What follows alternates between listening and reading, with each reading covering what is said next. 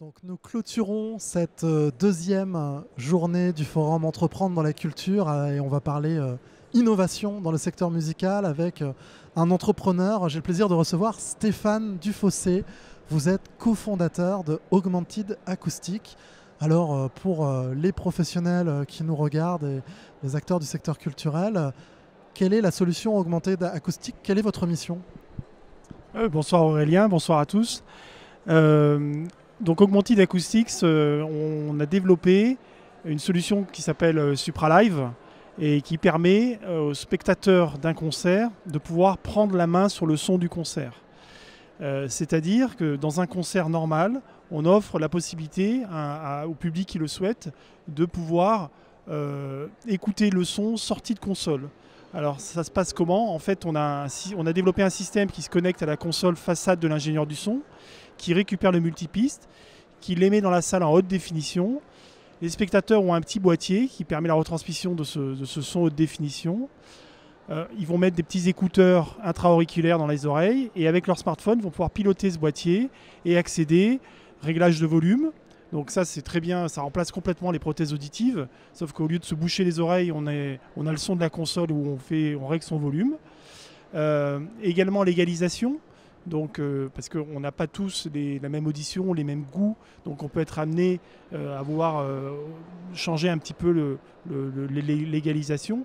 Et cerise sur le gâteau, on offre un accès au multipiste qui permet de pouvoir, je suis fan du guitariste, j'ai envie d'entendre son solo plus fort, je mets plus fort le solo de guitare.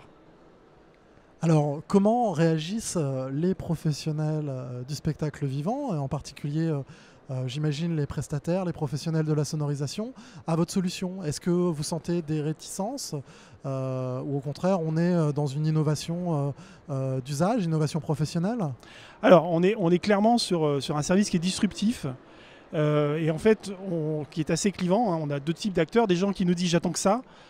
Alors pourquoi? Parce que ceux qui nous disent qu'ils attendent que ça, c'est soit parce qu'ils sont déçus par l'expérience sonore en concert, soit parce qu'ils ont des problèmes d'audition et ça leur permet de répondre à une problématique, soit ils sont fans de l'œuvre et ils ont envie de s'immerger encore plus et de pouvoir avoir cet accès aux multipistes.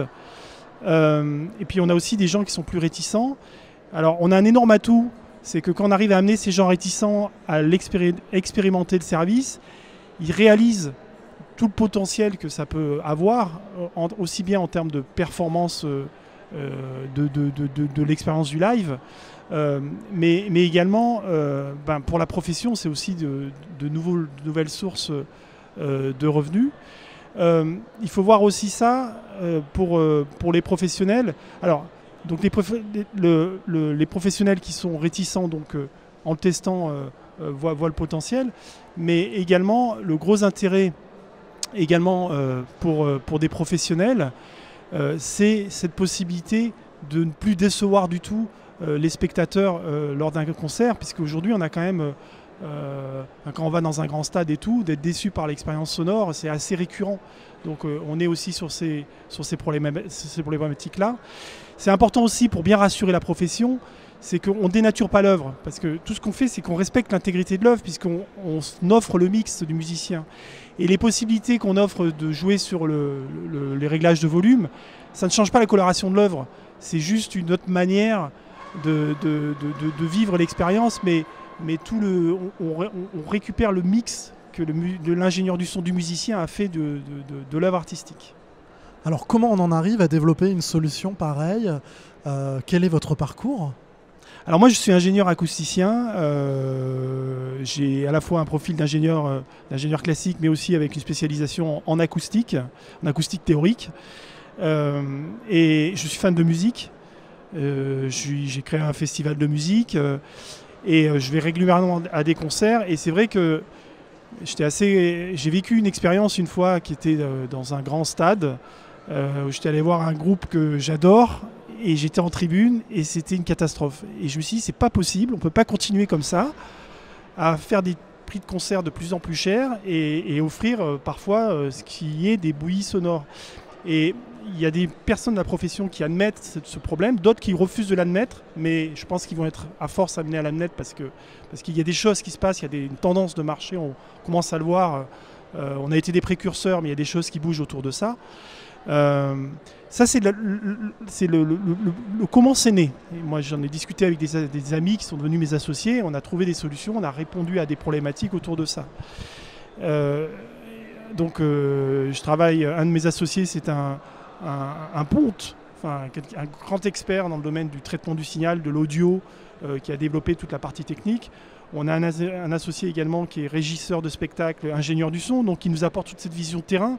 Donc, c'est pas qu'un produit pensé par des ingénieurs ou par des marketeurs, c'est vraiment un produit qui est aussi qui est fait avec des musiciens et des personnes de la profession. Et dans notre équipe, on a également une personne qui n'est pas du tout technique et qui a toute cette vision d'expérience utilisateur et qui pense le service en tant que spectateur. Comment je fais pour que ça ne paraisse pas comme un service hyper complexe, mais très simple, très fluide. Et elle nous a apporté aussi toute cette approche-là. Depuis combien de temps existe votre entreprise? Vous avez eu des grandes étapes, j'imagine une phase de recherche et développement assez importante.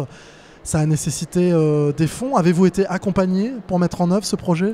Oui, alors on est tous les quatre, on a un certain âge, on a pas mal baroudé dans notre carrière professionnelle, donc on avait pas mal d'expérience, mais on a été dans 2 incubateurs.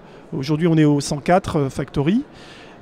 Précédemment, on était chez Creatis, donc des incubateurs culturels, essentiellement pour nous ouvrir des portes, rencontrer des artistes.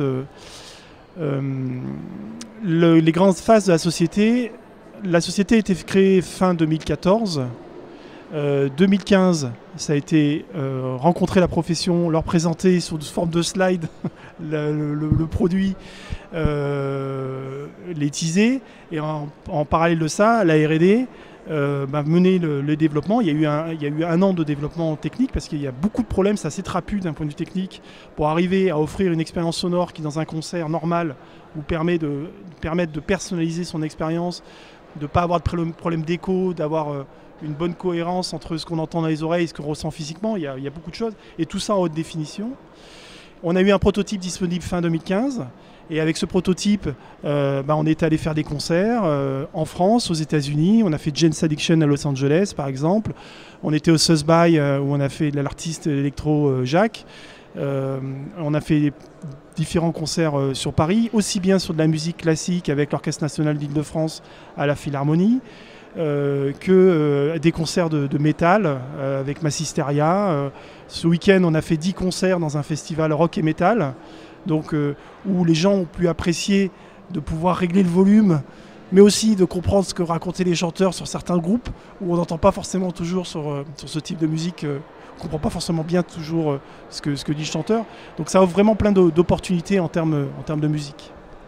Quels sont vos prochains défis pour Augmented Acoustic? Alors, le service Supra Live d'un point de vue commercial est lancé depuis 2 mois.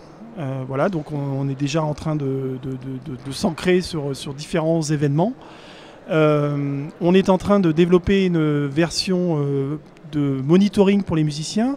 Pourquoi? Parce qu'à chaque fois qu'on a présenté le service, des musiciens nous ont dit mais ce que vous avez développé, ça serait génial d'avoir le même service pour monitorer son son sur un concert où on est toujours en train de dire à l'ingénieur du son mets-moi plus fort la basse et tout. Là on peut le faire soi-même avec son smartphone. Donc, et dans ce cadre-là, on va faire un Kickstarter dans les prochaines semaines pour nous aider à faire les petites évolutions du produit pour le transformer en ce qu'on a appelé un supra-monitoring. Donc du financement participatif, c'est ça? Financement participatif, c'est ça. On a également, on va bénéficier d'une aide de la BPI dans le cadre des investissements d'avenir parce que toute la technologie qu'on a développée, elle offre une puissance phénoménale pour les malentendants. Aujourd'hui, les malentendants qui vont dans un concert, ils ont des aides auditives, mais qui sont très mal adaptées à l'écoute de la musique. Or, nous, le petit boîtier qu'on a développé, on va être capable d'apporter des réponses nettement plus performantes. Alors je ne peux pas rentrer dans les détails parce qu'il y a des dépôts de brevets en cours, mais les personnes à qui on a pu présenter des experts du domaine de l'audition pour les malentendants nous ont dit que c'était inédit et en termes de puissance de ce qu'on va pouvoir offrir à ce type de population va être vraiment génial pour ces personnes-là. Donc une innovation de niche réservée au départ au secteur musical devient une innovation sociétale. C'est ça, exactement. On est en train on espère, alors, potentiellement peut-être même qu'on ira jusqu'à apporter des choses pour les sourds profonds. Alors ça, c'est au terme de cet axe de travail, mais on est effectivement sur une problématique de base qui est comment je fais pour avoir ne plus avoir un son mauvais en concert, de dire que finalement, on est tous amenés à avoir ce besoin-là pour différentes raisons, soit parce qu'on est fan, soit parce qu'on est mélomane technophile, soit parce qu'on est soucieux de sa protection d'audition, mais qu'on veut avoir quand même du bon son, et également donc les malentendants, et dans un niveau qui peut aller très très loin en termes de performance finale.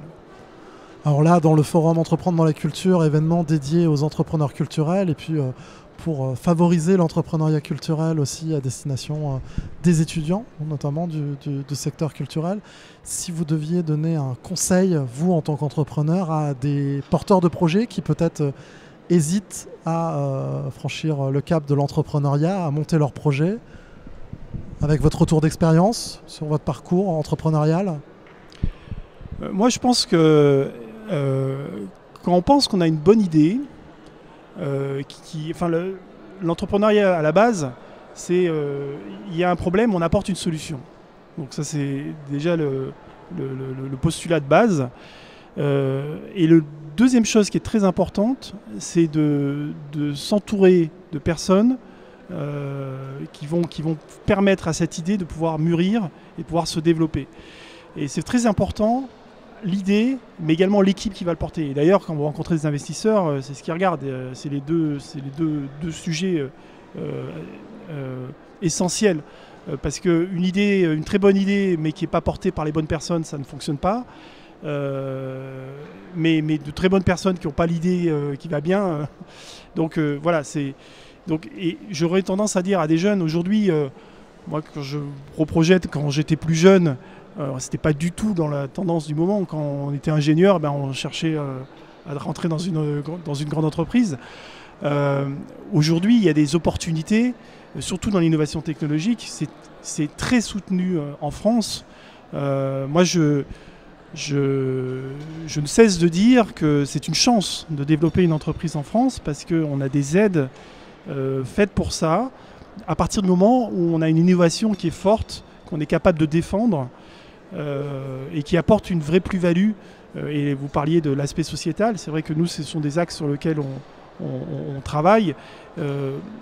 L'innovation qui apporte une vraie révolution d'usage et en plus qui a des impacts sociétaux sont vraiment ça permet de défendre des projets auprès de ces acteurs-là. Donc si un jeune a envie d'y aller, qu'il y aille. De toute façon, c'est ce que disent souvent les Américains, on se lance, on se trompe, on apprend, on refait un autre test, on va peut-être encore se planter, mais on se plantera moins mal que la fois précédente, parce qu'on aura appris de ses erreurs jusqu'à réussir. Donc quand on est jeune, qu'on vit encore chez ses parents et que donc on n'a pas forcément de problème d'enfants et tout ça, il faut foncer. Si on a envie, il faut y aller. Ça vaut le coup. C'est une super expérience.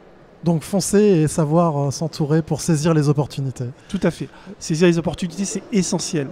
C'est faire travailler le réseau aussi, être opportuniste. C'est très très important également. Et ben voilà, c'est sur ce bon conseil qu'on va clôturer cette deuxième journée. Merci Stéphane Dufossé. Merci Aurélien. Co-fondateur d'Augmentid Acoustic qui développe les solutions SupraLive à destination des professionnels de la musique et des musiciens, des interprètes et puis également aussi des spectateurs. Et puis vous l'avez démontré à travers des projets sociétaux, notamment à destination des publics malentendants. Et bien, on vous souhaite beaucoup de réussite et de développement pour ce projet. Merci. Merci beaucoup.